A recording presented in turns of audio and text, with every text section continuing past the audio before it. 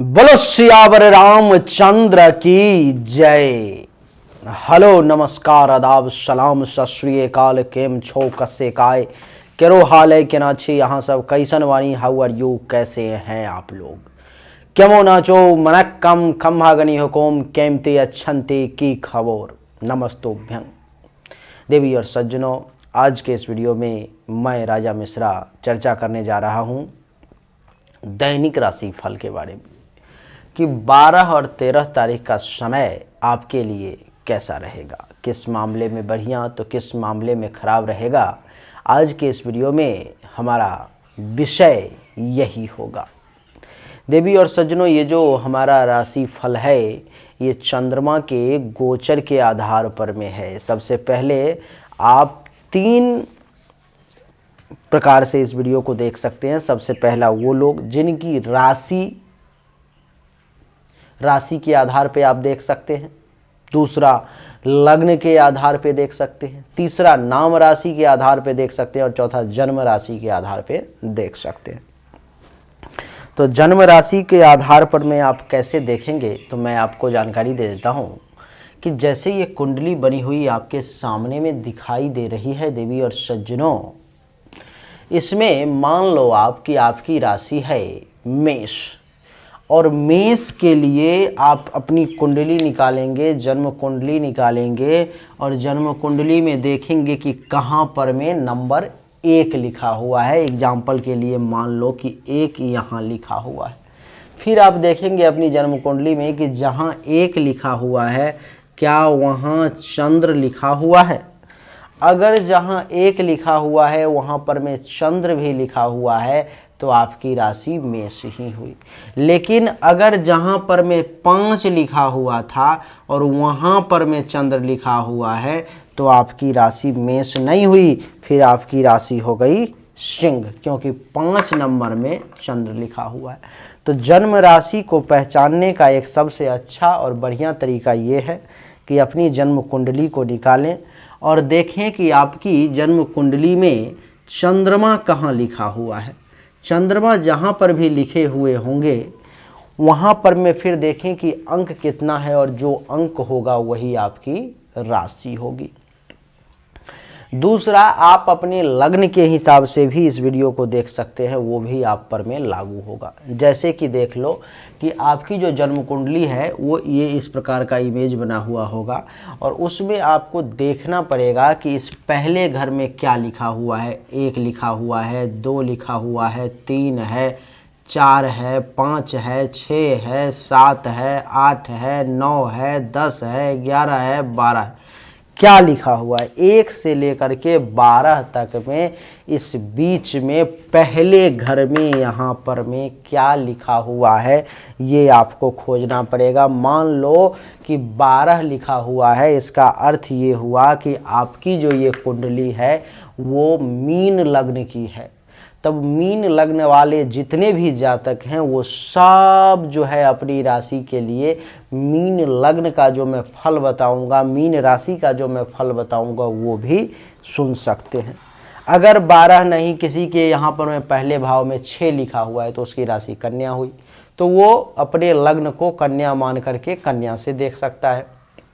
मान लो किसी कुंडली में यहाँ पे 7 लिखा हुआ है तो 7 नंबर में कौन सी राशि है, तुला राशि है, तो कोई तुला राशि को मान करके देख सकता है। इस प्रकार से 1 से लेकर के 12 तक में कुंडली के प्रथम भाव में जो भी अंक लिखा हुआ है, 1 नंबर के लिए हो गया मेष, 2 नंबर के लिए वृषभ, 3 नंबर के लिए मिथुन, 4 के लिए कर्क, 5 के लिए सिंह, 6 के लिए कन्या, 7 के लिए तुला और 8 के लिए वृश्चिक, 9 के लिए धनु, 10 के लिए मकर, 11 के लिए कुंभ और 12 के लिए मीन। इसमें से 1 से लेकर के 12 तक में जो भी लिखा हुआ है आपकी वो लग्न हो गई। तो आपको पता है जो ज़्यादा सटीक क्या होता है, लग्न होती है या राशि होती है। सबसे पहले आपको मैं बता दूं कि राशि और लग्न दोनों में से कोई भी कमज़ोर नहीं होता, दोनों का अपना अपना महत्व है। जैसे कि ये आप जान लो कि लग्न जो है हमारे शरीर में जिस प्रकार से आत्मा है वही लग्न है, और राशि ठीक उसी प्रकार से है जिस प्रकार से आत्मा को रहने के लिए एक शरीर की आवश्यकता है, तो राशि वो शरीर है। यानी कि अब देख लो कि दोनों एक दूसरे के बिना अधूरे हैं। आत्मा अगर कहीं पर में पड़ा हुआ है और शरीर ही नहीं है तो वो अपने आप को किसी के सामने प्रेजेंट नहीं कर सकता, और शरीर है उसके अंदर आत्मा ही नहीं है, प्राण ही नहीं है, तो वो भी किसी लायक नहीं है।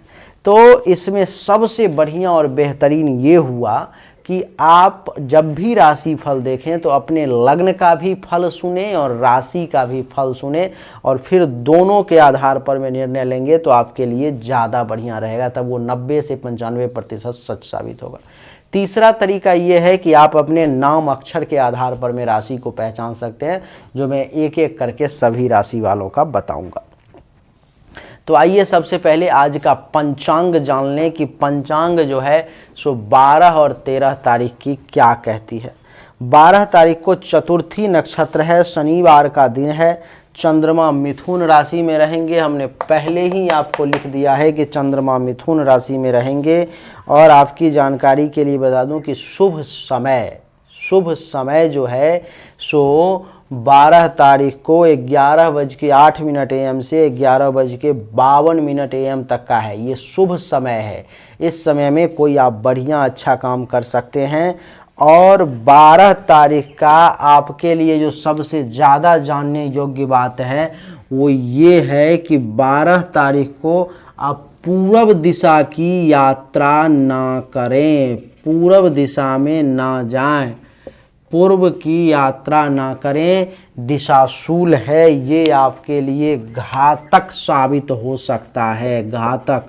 इसलिए दिशाशूल के तरफ उस दिन यात्रा किसी विशेष उद्देश्य से नहीं करनी चाहिए, वो आपके लिए अच्छा नहीं होता है। अच्छा, 12 के बाद अब 13 की बात आती है। 13 तारीख को पंचमी तिथि है, और आपकी जानकारी के लिए बता दूं कि रविवार का दिन है, चंद्रमा मिथुन राशि में रहेंगे। शुभ समय 13 तारीख को 11:09 से लेकर के 11:52 AM तक का ही है। यही 50 मिनट 51 मिनट का समय आपके लिए शुभ है, जिसमें कोई अच्छा काम करना चाहते हैं तो कर सकते हैं। और आपकी जानकारी के लिए बता दूं कि 13 तारीख को जो है सो सबसे ज़्यादा कि पश्चिम दिशा की यात्रा ना करें। पश्चिम दिशा का यात्रा आपके लिए घातक साबित हो सकता है। यानी कि इसमें राशि का कोई लेना देना नहीं है। 12 और 12 तारीख को पूर्व दिशा की यात्रा नहीं करनी है, 13 तारीख को पश्चिम दिशा की यात्रा नहीं करनी है। ये विशेष टिप्पणी है सभी राशि वालों के लिए, इसमें किसी विशेष राशि की कोई जगह नहीं है। आइए अब हम अपनी चर्चा को आगे बढ़ाते हैं। सबसे पहले चर्चा हम मेष राशि से शुरू होगी हमारी। मेष राशि वालों के लिए जो चंद्रमा है आप देख लें कि मिथुन राशि में है, तो मेष राशि वालों के लिए देख लो कि मेष वृष मिथुन, यहाँ पर में चंद्रदेव रहेंगे मेष राशि वालों के लिए। अब मैं आपको पहला राशिफल बताने जा रहा हूँ मेष का। तो मेष राशि वालों का जो नाम का पहला अक्षर है देवी और सज्जनों, वो महर्षि कह रहे हैं कि ला ली लू ले ल अ चू चे चो। इसमें से किसी भी अक्षर से अगर आपका नाम शुरू होता है तो आपकी जो राशि है वो मेष हुई। मेष राशि वालों के लिए आपके लिए ये समय कैसा रहेगा उसको श्रवण करें, महर्षि क्या करें। तो देवी और सज्जनों, महर्षि का कहना है कि कुंडली के तीसरे भाव में मेष राशि वालों के लिए चंद्रमा के बैठने के कारण आपको धन प्राप्ति का विशेष योग बन रहा है। मेष राशि वालों को वस्त्र का सुख भी प्राप्त होगा। कह रहे हैं कि स्वास्थ्य भी मेष राशि वालों का बहुत अच्छा रहेगा इस समय में। शत्रु अगर परेशान करने का प्रयास करेगा तो उस पर भी आप विजय प्राप्त करेंगे, वो भी आपका कुछ नहीं बिगाड़ पाएगा। और कह रहे हैं कि मन भी प्रसन्न रहेगा। प्रेमी प्रेमिका के साथ सहवास का सुख भी मेष राशि वालों को प्राप्त होगा। और क्या कह रहे हैं, तो और कह रहे हैं महर्षि कि इस समय में आपके लिए अपने बंधु, भाई, इष्ट मित्र से भी लाभ का कुछ योग बन रहा है। व्यक्तियों से संपर्क भी आपका बढ़ेगा और भाग्य में भी वृद्धि होगी। मेष राशि वालों के लिए ये समय हर मामले में बढ़िया रहने वाला है, कहीं से कोई विशेष घबराने की आवश्यकता नहीं है। मेष के बाद अब वृषभ राशि की चर्चा करेंगे। देवी और सज्जनों, देखें, वृषभ मिथुन कुंडली के दूसरे भाव में वृषभ राशि वालों के लिए चंद्रमा का प्रवेश होगा। कुंडली के दूसरे भाव में चंद्रमा का प्रवेश वृषभ राशि वालों के लिए अच्छा फल देने वाला साबित नहीं होगा। सबसे पहले वृषभ राशि वालों का नाम अक्षर जान लें। जिस किसी भी व्यक्ति के नाम का पहला अक्षर ई, उ, ए, ओ, व ह्रस्वी, य दीर्घी, व ह्रस्व, व दीर्घु, वे और वो हो, उसकी जो राशि है वो वृषभ होती है। देवी और सज्जनों, वृषभ राशि वालों के लिए महर्षि का कहना है कि कुंडली के दूसरे भाव में चंद्रमा के बैठने के कारण आपके लिए इस समय में मानसिक तौर पर में मेंटली स्थिति जो है कुछ असंतोष की बनती हुई नजर आएगी। इस समय में आपकी मानसिक स्थिति बहुत अच्छी नहीं रहेगी, संतुष्ट नहीं रहेंगे। देवी और सज्जनों, कुटुंब के साथ आपका संबंध जो है सो बढ़िया नहीं बन पाएगा। कुटुंब परिवार के लोगों के साथ भी कुछ टेंशन तनाव की स्थिति उत्पन्न होगी। नेत्र से पीड़ा यानी कि आंख से संबंधित पीड़ा का योग बनेगा, अथवा किसी अन्य प्रकार का भी रोग आपको कोई परेशान कर सकता है। वृषभ राशि वाले अच्छा भोजन और सुख प्राप्ति करने में भी आपको इस समय में परेशानी का सामना करना पड़ेगा। इसलिए बहुत बढ़िया भोजन की कल्पना ना करें और बहुत ज़्यादा सुख के लालच में भी ना पड़ें। देवी और सज्जनों, कार्यों में असफलता मिलने के योग भी दिखाई दे रहे हैं। कार्य आपका इस समय में सफल होना मुश्किल लग रहा है। पाप कर्मों में प्रवृत्त रहेंगे इस समय में आपका मन जो है सो गलत कार्यों की तरफ बढ़ता चला जाएगा, मन नहीं लगेगा इधर आपका। और अविद्या यानी कि विद्या जहाँ नहीं है, जहाँ पर में अच्छी चीज़ें नहीं है, जो सही ज्ञान नहीं है, उधर से आपका मन लगेगा, और जो सही है अच्छा है उधर से मन भटकेगा। तो वृषभ राशि वाले अगर चाहें तो उपाय कर सकते हैं, ओम सोम सोमाय नमः मंत्र का जाप कर सकते हैं, उनके लिए अच्छा रहेगा। वृषभ के बाद मिथुन की चर्चा करेंगे। मिथुन राशि वालों के लिए देवी और सज्जनों, कुंडली के प्रथम भाव में चंद्रमा का प्रवेश होगा। अब कुंडली के प्रथम भाव में चंद्रमा के प्रवेश के कारण महर्षि क्या कह रहे हैं वो तो सुनेंगे, लेकिन सबसे पहले आप सुन लें कि मिथुन राशि वालों का जो है सो नाम का पहला अक्षर क्या है, किस अक्षर से मिथुन राशि वाले जाने जाते हैं। तो जिस किसी भी व्यक्ति के नाम का पहला अक्षर का, की, के, को, नो, घ, छ होता है, उसकी राशि मिथुन होती है।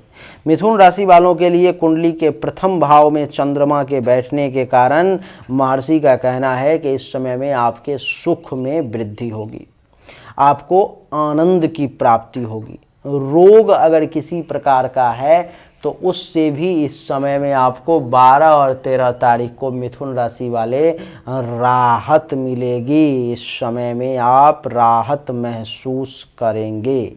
देवी और सज्जनों, इतना ही नहीं, महर्षि का कहना है कि भोजन भी मनपसंद और उत्तम इस समय में प्राप्त होगा, वस्त्र भी अच्छे मनपसंद पहनने को मिलेंगे, शैया सुख की प्राप्ति होगी, जीवन साथी के साथ, प्रेमी प्रेमिका के साथ वक्त बिताने का, समय बिताने का सुअवसर भी प्राप्त हो सकता है।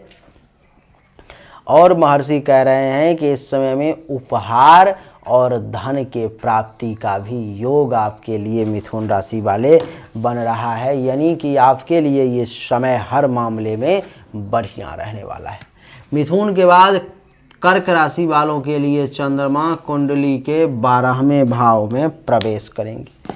कुंडली के 12वें भाव में चंद्रमा के प्रवेश के कारण देवी और सज्जनों क्या होगा, तो सबसे पहले कर्क राशि वालों का नाम अक्षर जान लें।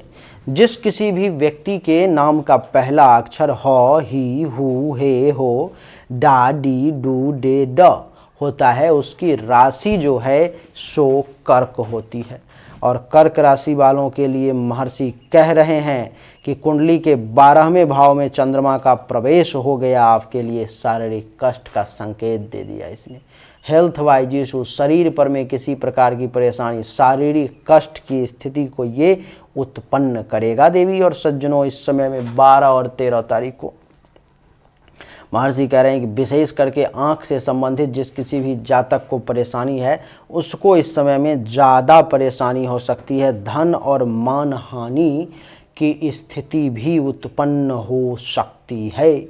आपका पैसा भी बर्बाद हो सकता है और मान सम्मान में भी कहीं से कमी आ सकती है। कह रहे हैं कि पुत्रादि का सहयोग इस समय में बहुत ज़्यादा प्राप्त नहीं होगा, बहुत अच्छे से प्राप्त नहीं होगा। मानसिक चिंताएं बढ़ सकती हैं।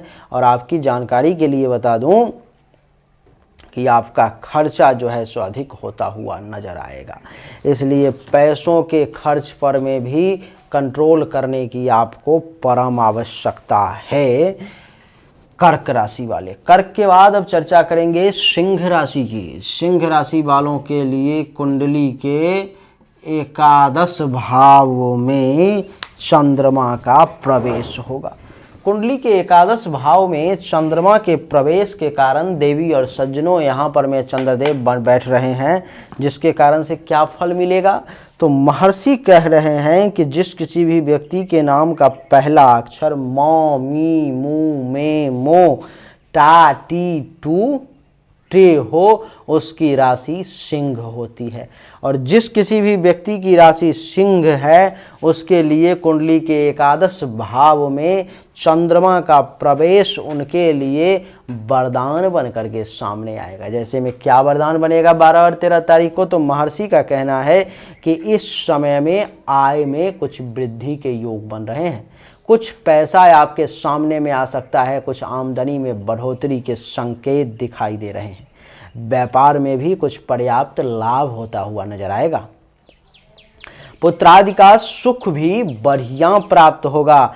उत्तम भोजन समय पर प्राप्त होंगे। बढ़िया भोजन जो है, अच्छा भोजन जो है सो समय पर में प्राप्त होने की संभावना है। मित्रों से हास परिहास और स्त्री सुख में समय बीतता नजर आ रहा है। दोस्तों के साथ भी खूब हंसी मजाक होगा, बहुत अच्छा लगेगा। और जीवन साथी के साथ, प्रेमी प्रेमिका के साथ, अपोजिट जेंडर के साथ वक्त बीतता हुआ आपका नजर आ रहा है। मन प्रफुल्लित रहेगा, महत्वाकांक्षाओं की पूर्ति भी होगी, यानी कि मन भी खूब खुश रहेगा और महत्वाकांक्षा की भी पूर्ति होगी। स्त्री पक्ष से भी लाभ का संकेत है और तरल पदार्थों से आय की संभावना नजर आ रही है, यानी कि हर मामले में आपके लिए ये समय जो है सो बढ़िया होता हुआ नजर आ रहा है। सिंह के बाद देवी और सज्जनों, अब बारी आती है कन्या राशि की। कुंडली का 6ठा राशि मिड पॉइंट पर पहुंच गए हम लोग। कन्या राशि वालों के लिए महर्षि कह रहे हैं कि जिस किसी भी व्यक्ति के नाम का पहला अक्षर पू, प, पी, पू, पे, पो, ढो, मूर्धन्य स, बड़ी न और ठ हो, उसकी राशि कन्या होती है। कन्या राशि वालों के लिए महर्षि का कहना है कि कुंडली के 10वें भाव में बैठने के कारण आपके अभिष्ट कार्यों की सिद्धि होगी। आप जैसा कार्य चाह रहे थे, आपका जैसा मन था, वैसा ही सिद्धि होगा। और क्या कह रहे हैं, कह रहे हैं कि सभी कार्य सरलता पूर्वक पूर्ण हो जाएंगे, सभी कार्य आसानी से जो है सो हो जाएगा। बहुत ज़्यादा टेंशन तनाव करने की आवश्यकता नहीं है। देवी और सज्जनों, और महर्षि कह रहे हैं कि आपका स्वास्थ्य जो है सो अच्छा रहेगा। हेल्थ वाइज किसी प्रकार की कोई विशेष इशू जो है नहीं आएगी। और आपकी जानकारी के लिए बता दूं कि राज्य की ओर से धन और सम्मान के भी प्राप्ति का योग बन रहा है। मालिक के तरफ से, सरकार के तरफ से, राज्य में जहां रह रहे हैं उस जगह से कहीं ना कहीं से कुछ धन प्राप्ति का भी योग और कुछ मान सम्मान के प्राप्ति का भी योग दिखाई दे रहा है। महर्षि का कहना है कि इस समय में आपके द्वारा कुछ ऐसा कार्य हो सकता है जो आपके लिए आने वाले समय में पदोन्नति का संकेत देगा, प्रमोशन का संकेत देगा। उच्चाधिकारी भी, सीनियर्स भी प्रसन्न रहेंगे और घर में भी बढ़िया सुख की प्राप्ति होगी। हर मामले में समय जो है सो आपके लिए अच्छा रहने वाला है, घबराने की आवश्यकता बिल्कुल नहीं है। कन्या के बाद अब बारी आती है तुला राशि की। तुला राशि वालों के लिए कुंडली के नवम भाव में चंद्रमा का प्रवेश होगा। कुंडली के नवम भाव में चंद्रमा के प्रवेश के कारण कैसा होगा, क्या कैसे, तो महर्षि कह रहे हैं कि कुंडली के नवम भाव में चंद्रमा के प्रवेश के कारण राज्य की ओर से कुछ परेशानी का तुला राशि वालों को सामना करना पड़ेगा। जहाँ पर में, जिस जगह पर में रह रहे हैं, या तो वहाँ से कुछ परेशानी आएगी, अथवा मालिक के तरफ से कुछ परेशानी आ सकती है, अथवा जहाँ काम करते हैं उसके तरफ से, अथवा अगल बगल के तरफ से कहीं ना कहीं से कुछ परेशानी तुला राशि वाले आपको 12 और 13 नवंबर को परेशान कर सकती है, इसलिए सावधान रहना है। महर्षि और कह रहे हैं कि इस समय में व्यवसाय में भी हानि हो सकता है। आपको बिजनेस व्यवसाय आपके लिए बहुत अच्छा नहीं रहेगा, वहाँ भी आपको कुछ नुकसान जो है उठाना पड़ सकता है। बच्चों से मतभेद की स्थिति भी कुछ उत्पन्न हो सकती है। हो सकता है आप अपने बच्चों को जो कहें वो आपका बच्चा ना माने, आपकी बातों को ना सुने। उनका स्वास्थ्य भी कुछ नरम हो सकता है। पेट से संबंधित, छाती से संबंधित किसी प्रकार की समस्या सामने आ सकती है जो ठीक नहीं है। आपका भाग्य इस समय में साथ नहीं देगा। भाग्य भरोसे अगर आप किसी कार्य को करना चाह रहे हैं तो आप मत करें, मेहनत परिश्रम करें, आपके लिए बढ़िया रहेगा। दुश्मन कुछ परेशान करने की भी कोशिश करेगा, लेकिन आप अपने बुद्धि बल के बदौलत उस दुश्मन की परेशानी को दबा के रख देंगे। यानी कि तुला राशि वालों के लिए समय थोड़ा सा विपरीत है। उपाय है महादेव को जल अर्पण करें। तुला के बाद बारी आती है वृश्चिक राशि की। वृश्चिक राशि वालों के लिए समय कैसा रहेगा? कुंडली के अष्टम भाव में चंद्रमा का प्रवेश होगा। चंद्रमा का प्रवेश कुंडली के अष्टम भाव में कैसा फल देगा? आप सभी को पहले से ही पता है कि अष्टम भाव, आठवां भाव बढ़िया नहीं होता है। देवी और सज्जनों, वृश्चिक राशि वालों के लिए कुंडली के अष्टम भाव में चंद्रमा का बैठना महर्षि कह रहे हैं कि आपके लिए अपच का कारण बन सकता है।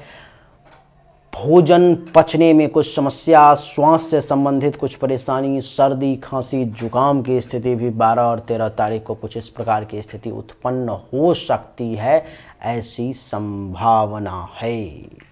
और क्या करें कि लड़ाई झगड़ा, वाद विवाद की स्थिति भी उत्पन्न हो सकती है, इसलिए आपको सावधानी बरतना होगा। मानसिक क्लेश की स्थिति उत्पन्न हो सकती है। मेंटली तौर पर में आप अच्छा महसूस नहीं करेंगे। किसी के साथ वाद विवाद हो सकता है, कोई सामने से ही सही अथवा आप ही किसी से झगड़ सकते हैं, जो आपके लिए मानसिक क्लेश का कारण बन सकता है। महर्षि कह रहे हैं कि नियत समय पर में अगर भोजन मिल जाए तो आप समझ लें कि आप बहुत सुखी हैं 12 और 13 तारीख को, क्योंकि इस समय में ऐसी संभावना है कि भोजन भी सही समय पर मनपसंद मिलना मुश्किल है। महर्षि कह रहे हैं कि अचानक से किसी प्रकार की कोई परेशानी सामने आ सकती है और धन हानि के भी विशेष योग दिखाई दे रहे हैं, इसलिए सावधान रहें, बढ़िया रहेगा। वृश्चिक के बाद अब बारी आती है धनु राशि की। धनु राशि वालों के लिए समय कैसा रहेगा? इनके लिए ये समय किस मामले में बढ़िया और किस मामले में खराब रहेगा? देवी और सज्जनों, धनु राशि वालों के लिए कुंडली के सप्तम भाव में बैठना चंद्रमा का अच्छा फल देने वाला साबित होगा। आप कहेंगे कैसे भाई? तो सप्तम भाव में धनु राशि वालों के लिए चंद्रमा बैठा है तो आपको धन लाभ का योग बन रहा है। आपके लिए ये पर्याप्त काम सुख का योग बना रहा है। आपके लिए ये छोटी छोटी लाभदायक यात्राओं का भी योग बना रहा है। आपके लिए ये वाणिज्य और व्यवसाय में भी लाभ का योग बना रहा है। आपके लिए बढ़िया भोजन, क्षीर और पेय पदार्थ का भी व्यवस्था करने वाला है धनु राशि वाले। धनु राशि वाले स्वास्थ्य भी अच्छा रहेगा। वाहन और ख्याति की प्राप्ति का भी योग। हर मामले में धनु राशि वालों के लिए ये समय जो है सो बढ़िया रहने वाला है। धनु के बाद अब चर्चा करेंगे मकर राशि की। मकर राशि वालों के लिए कुंडली के छठे भाव में चंद्रमा का प्रवेश होगा। कुंडली के छठे भाव में चंद्रमा के प्रवेश के कारण, कुंडली के छठे भाव में चंद्रमा के प्रवेश के कारण कैसा होगा, तो महर्षि कह रहे हैं कि आपको धन लाभ का योग बनेगा। मकर राशि वाले, आपको धन लाभ का योग बनेगा। आपका स्वास्थ्य भी इस समय में बहुत बढ़िया नहीं रहेगा। यश और आनंद के प्राप्ति का भी योग बन रहा है। आपको यश में भी वृद्धि होगी और आनंद की भी प्राप्ति होगी। महर्षि कह रहे हैं कि इस समय में महिलाओं से पुरुषों का और पुरुषों से महिलाओं का भी संपर्क बढ़ेगा। और कह रहे हैं कि अपने ही घर में इस समय में आप अपने आप को सुखी महसूस करेंगे, अपने आप को आप प्रसन्न महसूस करेंगे। शत्रु अगर टकराने का कोशिश करेगा तो उसका भी पराजय होगा, रोग का नाश होगा, लेकिन खर्चा थोड़ी सी अधिक होगी। खर्च पर में कंट्रोल करने की आवश्यकता पड़ेगी। मकर के बाद अब बारी आती है कुंभ राशि की। कुंभ राशि वालों के लिए चंद्रमा कुंडली के पंचम भाव में विराजमान होंगे। कुंडली के पंचम भाव में चंद्रमा के विराजमान होने के कारण क्या होगा, महर्षि कह रहे हैं कि पंचम भाव में चंद्रमा के विराजमान होने के कारण कुंभ राशि वाले यात्रा में कष्ट की संभावना दिखाई दे रही है। इसलिए यात्रा करना अगर है तो 12 और 13 तारीख को वर्जित कर दें। उसमें भी पूरब और पश्चिम की यात्रा करनी है 12-13 को, तब तो बिल्कुल ही रुक जाएं। और महर्षि क्या कह रहे हैं, महर्षि कह रहे हैं कि पंचम भाव में चंद्रमा के बैठने के कारण अगर आप यात्रा करते हैं तो दुर्घटना की भी संभावना कुछ दिखाई दे रही है, इसलिए सावधान। कार्य का सफल होना आपके लिए थोड़ा सा चिंता का विषय है। ऐसा लग रहा है कि आपका कार्य इस समय में सफल नहीं हो पाएगा। मन में भी शांति थोड़ी कम ही रहेगी, मानसिक तौर पर में भी थोड़ा सा कम ही शांत रहेंगे आप। धन हानि के भी कुछ योग दिखाई दे रहे हैं। और आपकी जानकारी के लिए बता दूं कि पेट में जलोदर आदि किसी प्रकार के रोग की समस्या आपके सामने में आ सकती है। काम वासना की अधिकता आपको परेशान कर सकती है और इस समय में उचित सलाह लेना और देना दोनों आपके लिए कठिन हो सकता है। इसलिए कुंभ राशि वालों के लिए चाहिए कि महादेव को जरूर जल दें, संभव हो तो दूध महादेव पर में अर्पित करें, इनके लिए अच्छा रहेगा। कुंभ के बाद आज की अंतिम राशि इस वीडियो की, जिसका नाम है मीन राशि। मीन राशि वालों के लिए कुंडली के चौथे भाव में चंद्रमा का प्रवेश। महर्षि कह रहे हैं कि चौथे भाव में चंद्रमा प्रवेश कर गया तो स्वजनों से विवाद की स्थिति को उत्पन्न कर देगा। अपने ही लोगों के साथ टेंशन तनाव की स्थिति को उत्पन्न कर देगा। मन को चंचल रखेगा, चित्त को चंचल रखेगा। छाती में विकार की समस्या सामने ला सकता है। और आपकी जानकारी के लिए बता दूं कि भोजन अगर सही समय पे मिल जाए और नींद बढ़िया आ जाए तो अपने आप को आप इस समय में भाग्यशाली माने, क्योंकि भोजन का सही समय पे मिलना भी थोड़ा मुश्किल लग रहा है और नींद में भी बाधा सामने आ सकती है। महर्षि कह रहे हैं कि जल से खतरा है, इसलिए नदी, नाला, तालाब, पोखर, कुआं इनसे बच के रहेंगे। स्त्री जाति से पुरुषों को और पुरुष जाति से स्त्रियों को भी इस समय में भय है, इसलिए सावधान। समाज में ऐसे लोगों के साथ उठ बैठ ना करें, ऐसे लोगों से टकराने की कोशिश ना करें जो आपका अपमान कर सकते हैं, क्योंकि अपमान की संभावना भी कुछ दिखाई दे रही है।